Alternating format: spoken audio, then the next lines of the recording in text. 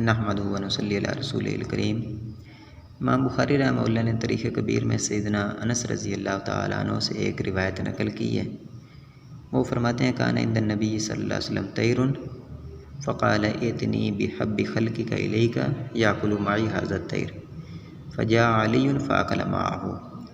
نبی کریم صلی اللہ علیہ وسلم کے پاس ایک پرندہ تھا تو نبی کریم صلی اللہ علیہ وسلم نے دعا کی، یا اللہ تیری مخلوق میں جو سب سے زیادہ تجھے محبوب ہے اسے بھیج دے، وہ میرے ساتھ یہ پرندہ کھائے۔ تو سیدنا علی رضی اللہ تعالیٰ عنہ آئے اور انہوں نے آپ کے ساتھ وہ پرندہ کھایا۔ امام بخاری رحمہ اللہ نے اس حدیث کو اسماعیل بن سلمان الازرق کے ترجمے میں روایت کیا ہے، اور امام ترمذی رحمہ اللہ نے اس حدیث کو اپنی کتاب السنن میں 3821 نمبر پر روایت کیا ہے، اور امام حاکم رحمہ اللہ نے اس حدیث کو اپنی کتاب المستدرک میں روایت کیا ہے، اور امام حاکم رحمہ اللہ نے اس کو صحیح قرار دیا ہے۔ لیکن یہ حدیث صحیح نہیں ہے، سخت ضعیف حدیث ہے، باطل روایت ہے۔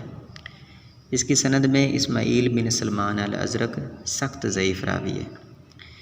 سنن ترمذی کی سند میں یہ راوی بدل کر اسماعیل بن عبد الرحمن السدی بن گیا ہے، یہ خطا ہے۔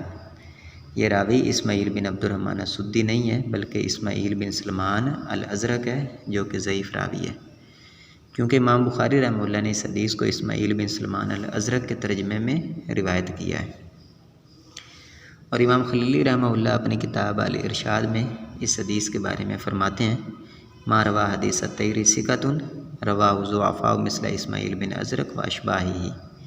اس حدیث کو کسی ثقہ بندے نے روایت نہیں کیا بلکہ ضعیف راویوں نے اسماعیل بن ازرق اور اس جیسے لوگوں نے روایت کیا ہے۔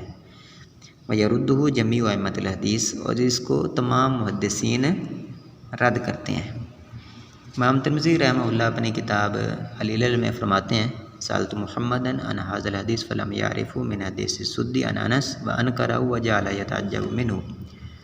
میں نے امام محمد بن اسماعیل البخاری رحمہ اللہ سے اس حدیث کے بارے میں پوچھا تو انہوں نے سدی کی روایات میں سے اسے نہیں پہچانا اور اس کا انکار کر دیا اور اس سے تعجب کرنے لگے۔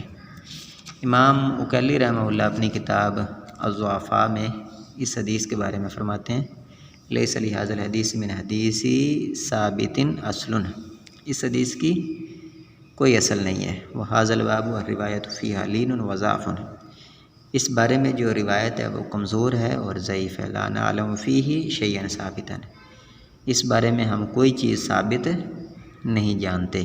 وہکذا قال محمد بن اسماعیل البخاری، اسی طرح امام محمد بن اسماعیل البخاری رحمہ اللہ نے کہا۔ امام ابو زرع رازی رحمہ اللہ نے بھی اس حدیث کو ضعیف قرار دیا ہے۔ ان کے سامنے ایک کتابچہ لایا گیا جس میں چند احادیث تھیں اور یہ حدیث بھی اس میں تھی، تو آپ نے اس کے بارے میں کہا لیس فیہ حدیث صحیح، اس میں کوئی بھی حدیث صحیح نہیں ہے۔ اسی طرح امام بزار رحمہ اللہ نے اس کو اپنی کتاب المسند میں روایت کیا، اور روایت کرنے کے بعد فرماتے ہیں ھذا الکلام قد روی عن انس من وجوہ وکل من رواہ عن انس فلیس بالقوی۔ یہ کلام سیدنا انس رضی اللہ تعالیٰ عنہ سے کئی سندوں سے روایت کیا گیا ہے، اور جس نے بھی اسے سیدنا انس رضی اللہ تعالیٰ عنہ سے روایت کیا ہے وہ قوی نہیں ہے۔ حافظ ذہبی رحمہ اللہ تلخیص میں فرماتے ہیں کہ میں ایک زمانے تک یہ سمجھتا رہا کہ امام حاکم رحمہ اللہ اس حدیث کو اپنی کتاب المستدرک میں درج کرنے کی جرت نہیں کریں گے، لیکن جب میں نے اس کتاب پر تعلیق لگائی تو میں نے دیکھا کہ اس میں تو موضوعات کا ڈھیر لگا ہوا ہے۔ فَإِذَا حَدِيثُ الطَّيْرِ بِالنِّسْبَةِ إِلَيْهَا سَمَاءٌ، تو یہ حدیث ان موضوعات کی نسبت سے آسمان ہے، یعنی اس کا ضعف اور اس کا باطل ہونا بالکل واضح ہے۔ اسی طرح حافظ ذہبی رحمہ اللہ اپنی کتاب سیار النبلاء میں فرماتے ہیں کہ امام حاکم رحمہ اللہ سے اس حدیث کے بارے میں پوچھا گیا تو انہوں نے کہا لا یصح ولو صح لما کان احد افضل من علی بعد النبی صلی اللہ علیہ وسلم۔ یہ حدیث صحیح نہیں ہے، اگر یہ حدیث صحیح ہوتی تو نبی کریم صلی اللہ علیہ وسلم کے بعد سیدنا علی رضی اللہ تعالیٰ عنہ سے کوئی بھی شخص افضل نہ ہوتا۔ اس کی اور بھی سندیں ہیں، ابن جوزی رحمہ اللہ نے اس کی تمام سندوں کو اپنی کتاب العلل المتناہیہ میں ذکر کیا ہے اور ان کا ضعف واضح کیا ہے۔ امام ابن تیمیہ رحمہ اللہ نے اس حدیث کو موضوع قرار دیا، فرماتے ہیں ان حدیث الطیر من المکذوبات والموضوعات عند اہل العلم والمعرفہ، یہ حدیث جھوٹی روایات میں سے ہے، موضوع روایات میں سے اہل علم کے نزدیک ہے۔ اسی طرح ابن ملقن رحمہ اللہ نے ابن طاہر رحمہ اللہ کا قول نقل کیا ہے، انہوں نے اس حدیث کے بارے میں فرمایا ھذا حدیث موضوع کل طرقہ باطلۃ معلولۃ، یہ حدیث موضوع ہے، اس کی تمام سندیں باطل ہیں اور معلول ہیں۔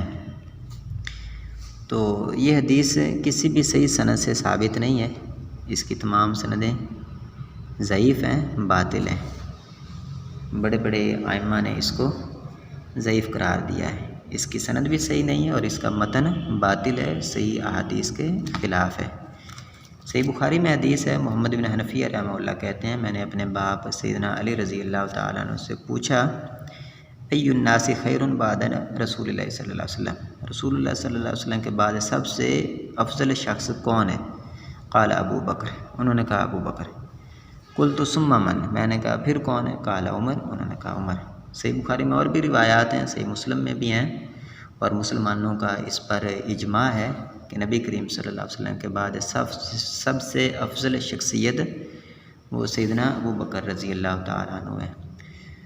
بعض لوگوں نے اس حدیث کو صحیح قرار دیا ہے، یہ خطا ہے، یہ حدیث صحیح نہیں ہے، سند کے لحاظ سے بھی متن کے لحاظ سے بھی باطل روایت ہے۔